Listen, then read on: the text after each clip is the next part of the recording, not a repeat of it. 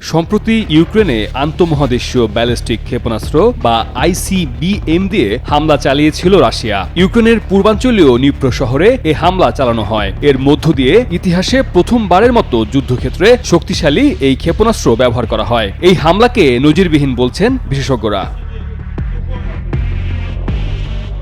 এই হামলার পরপরই পুরো বিশ্বের মাথাব্যথার কারণ হয়ে দাঁড়িয়েছে আন্তঃমহাদেশীয় ব্যালিস্টিক ক্ষেপণাস্ত্র বা ইন্টারকন্টিনেন্টাল ব্যালিস্টিক মিসাইল বা আইসিবিএম নিয়ে। কিভাবে কাজ করে এই ক্ষেপণাস্ত্র, চলুন তা জেনে নেওয়া যাক।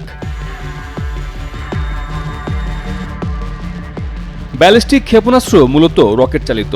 স্বচালিত এই অস্ত্র মাধ্যাকর্ষণ শক্তিকে ব্যবহার করে সরাসরি লক্ষ্যে আঘাত হানে। আন্তঃমহাদেশীয় ব্যালিস্টিক ক্ষেপণাস্ত্র ৫,৫০০ কিলোমিটারেরও বেশি দূরে লক্ষ্যবস্তুতে আঘাত হানতে সক্ষম।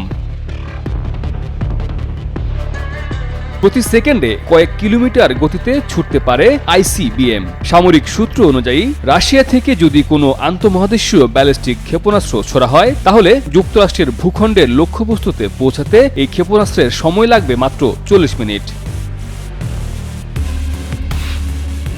আইসিবিএম সহ ব্যালিস্টিক ক্ষেপণাস্ত্রকে ডিপ্রেসড মোডে নিক্ষেপ করা হয়। এর অর্থ এই মোডে ছোড়া ক্ষেপণাস্ত্র মহাকাশে প্রবেশ করে না এবং এর গতিপথ বায়ুমণ্ডলের মাঝেই সীমাবদ্ধ থাকে। তবে ক্ষেপণাস্ত্রটি বায়ুমণ্ডলে থাকাকালীন জ্বালানির বেশি ব্যবহার করায় পরিসীমায় হ্রাস ঘটে।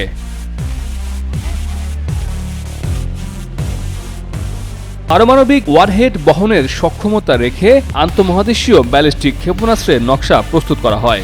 যদিও প্রযুক্তিগত পরিবর্তনের মাধ্যমে পেলোড বহন করতে পারে এই ক্ষেপণাস্ত্র।